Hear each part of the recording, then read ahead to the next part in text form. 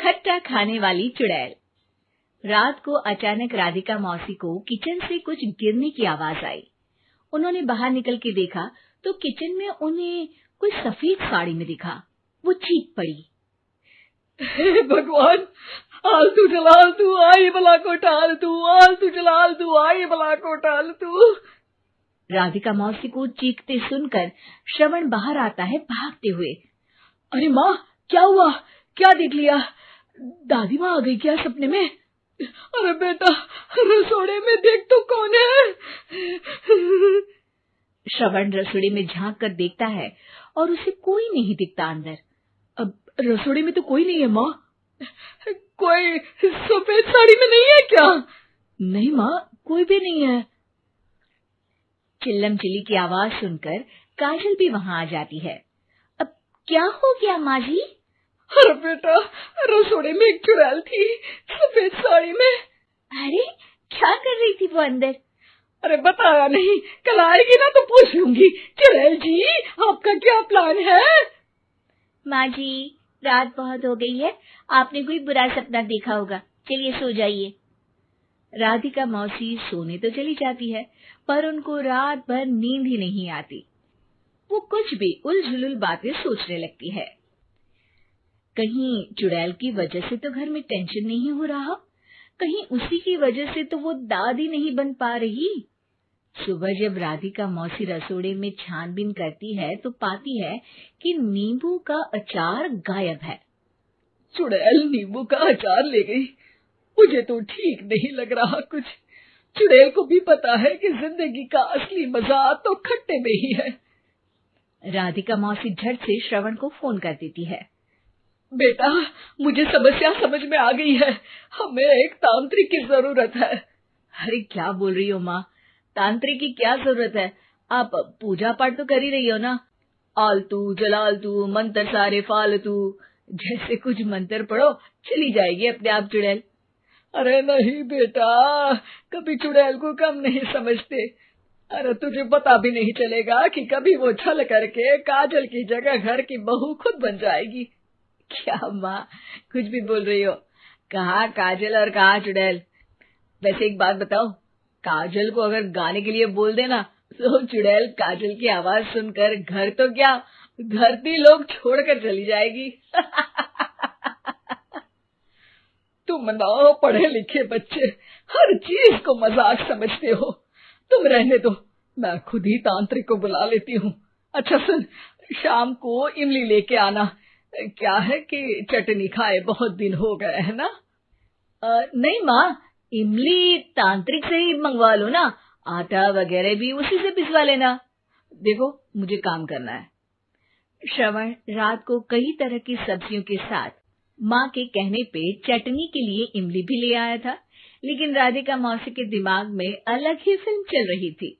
उन्हें अब सिर्फ शक ही नहीं यकीन होने लगा था कि शायद चुड़ैल ने श्रवण पर अपना जाल बिछा दिया था, जिस वजह से श्रवण उनकी बात ही नहीं मान रहा था। पर कोई नहीं, आने वाली रात में राधिका मौसी खुद तैयार हो गई चुड़ैल को पकड़ने के लिए। रुद्राक्ष की माला, तुलसी का पत्ता, हनुमान चालीसा सब हाथ के पास ही था, बस चुड़ैल का इंतजार था। और जैसा राधिका मौसी ने सोचा था वैसा ही हुआ। वो चुड़ैल उस रात भी आई, पर वो राधिका मौसी से तेज निकली और राधिका मौसी के उससे पकड़ने के पहले ही वो भाग खड़ी हुई। जरूर बहू पे साया है उस चुड़ैल का, तभी तो श्रवण के कमरे में गई है। और अगली सुबह राधिका मौसी पिछली रात हुए हमले में किन चीजों का नुकसान हुआ उसका हिसाब लगा रही थी। उनके खेमे से एक आम के अचार की शीशी भी गायब हो चुकी थी और वो इमली भी जो कल श्रवण लेकर आया था। राधिका मौसी इस बारे में सोच ही रही थी कि श्रवण जल्दी से रसोड़े में आकर दवाइयों की पोटली ढूंढने लगता है। अरे बेटा, क्या हो गया? अब माँ, वो काजल की तबीयत खराब है, बहुत घबराहट हो रही है उसे। हे भगवान, मैंने पहले ही कहा था कि तांत्रिक को बुला लेते हैं, पर नहीं, अब देखो उस चुड़ैल ने काजल को अपने वश में करना शुरू भी कर दिया है। हालांकि श्रवण भूतों में विश्वास नहीं करता था, पर अब वो भी डर जाता है। और राजी हो जाता है एक तांत्रिक को बुलाने के लिए। कुछ ही घंटों में तांत्रिक आ जाते हैं और राधिका मौसी तांत्रिक जी को सब बता देती है। घोर संकट, घनघोर संकट, चुड़ैल को मारू जोर चाकट, ओम भट स्वाहा खटखा के आहा। अरे ये क्या मंत्र है? मेरे खुद के ओरिजिनल मंत्र है, कल रात को ही लिखे हैं, अच्छे लगे तो दाद चाहूंगा। एक और मंत्र सुनो। अर्ज किया है आब्राकडाब्रा, दिल्ली बम्बई आगरा, चंदा मामा सोवरले सुरन मामू जारा। ये मंत्र है? अरे कोई 40 वालीसा पढ़ो ना। वक्त कम है, 40 नहीं पड़ेंगे, 20-25 में काम चलाना पड़ेगा। अलग निरंजन जाके लंदन, मुफ्त का मंजान घिस मेरे नंदन। अरे जल्दी करो तांत्रिक जी, जल्दी करो। तांत्रिक अपने उल झलूल मंत्र पढ़ने लगता है। श्रवण को तांत्रिक पे शक होता है। वो अपने एक डॉक्टर दोस्त को कॉल कर देता है ताकि कोई अनहोनी हो तो इमरजेंसी में चीजें मैनेज हो जाए। तांत्रिक धुनी रमाता है, जिसकी वजह से कमरे में काफी धुआं हो जाता है और जिसकी वजह से बहू की घबराहट बढ़ जाती है। अब भागेगी चुड़ैल। हाँ। बहू खांसते हुए धुएं से बचने के लिए बाहर चली जाती है। अरे भाग रही है, भाग रही है।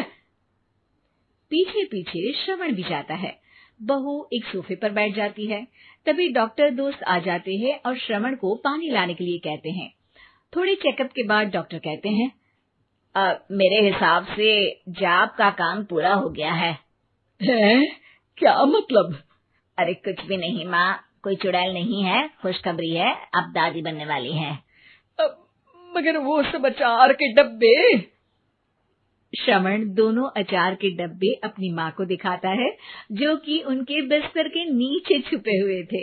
आपने सही बोला था माँ, वो चुड़ैल काजल ही थी जो खट्टा खा रही थी। हमें कल ही पता चला, पर हमने आपको ये तांत्रिक वाला काम करने दिया ताकि आपको भरोसा हो जाए कि भूत वगैरह कुछ होता ही नहीं। अच्छा अच्छा, ये तो बड़ी खुशी की बात है, पर बेटा मुझे एक झाड़ू तो ला दे। क्यों माँ? ये तांत्रिक का भूत उतारती हूँ मैं। अब तांत्रिक राधा मौसी के डर से घर से भाग निकलता है और राधा मौसी उसके पीछे भागती है। अरे संकट ये घनघोर है, तांत्रिक मुआ चोर है।